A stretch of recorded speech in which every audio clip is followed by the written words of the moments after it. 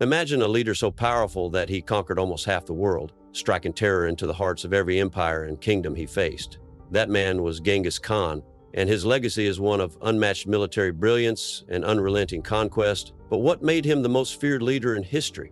Today, we're diving deep into the life and tactics of the man who reshaped the world with nothing but sheer will and genius.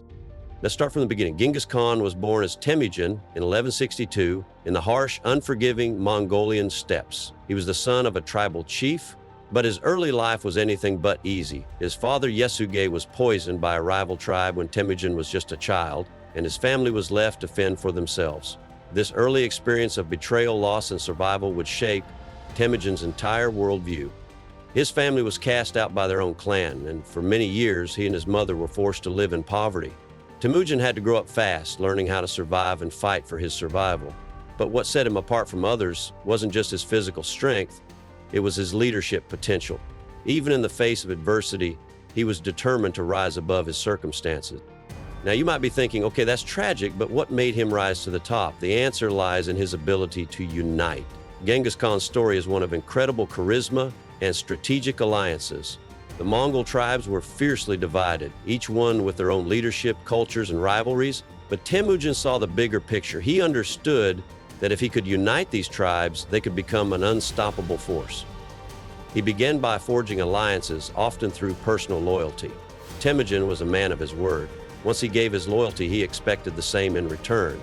This mutual respect was rare in Mongol culture, but Temujin used it to his advantage, gathering followers who were loyal to him above all else. He also punished betrayal swiftly and decisively, which created a culture of loyalty and fear.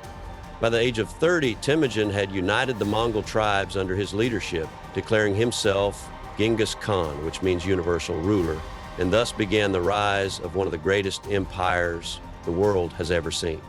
Genghis Khan wasn't just a powerful leader, he was a military genius.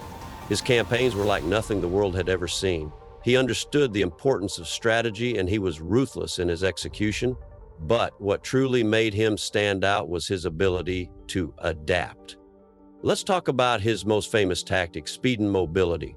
The Mongol army was made up of highly skilled horsemen who could travel vast distances at incredible speeds. Their cavalry was lightning fast and they used their speed to overwhelm their enemies before the enemy even knew what was happening.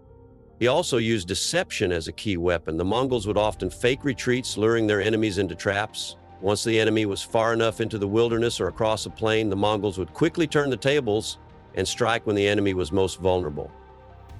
They were masters of psychological warfare, and their enemies never knew when or where the Mongols would strike. Genghis Khan didn't just rely on brute force. He was an expert in intelligence gathering. He created a vast network of spies and scouts to keep tabs on enemy movements and weaknesses. This allowed him to strike with precision, hitting his enemies where they were most vulnerable, at the right time and in the right place. But it wasn't just about speed and military tactics. Genghis Khan was also a master of siege warfare. When it came to taking fortified cities, the Mongols knew how to break through walls, gates, and defenses. Genghis Khan used a combination of innovative technology and sheer numbers to force his enemies to surrender. One of his most brutal strategies was his use of terror. When a city resisted him, Genghis Khan would sometimes wipe out entire populations. He would send a clear message: resistance equals annihilation. Cities like Nishapur, Herat, and Bukhara were all wiped off the map, as Genghis Khan used his reputation to strike fear into the hearts of his enemies. He made sure everyone knew the price of defiance. His reputation alone made entire cities fall before him without a fight. But Genghis wasn't just ruthless, he was also smart.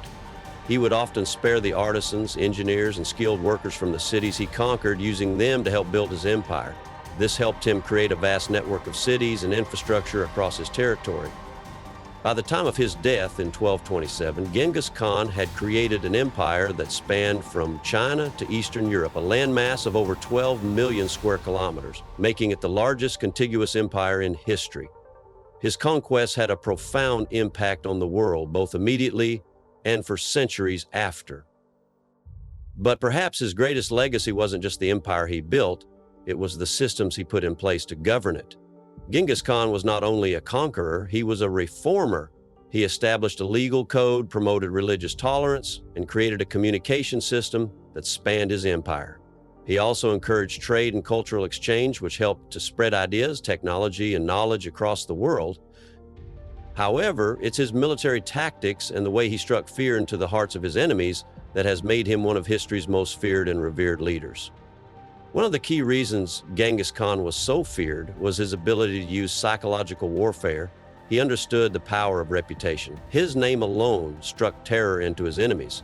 If you were facing Genghis Khan, you knew there was no escaping his wrath, no negotiation, no mercy. His sheer force of will made him unstoppable. Or do you think his legacy is one of pure destruction?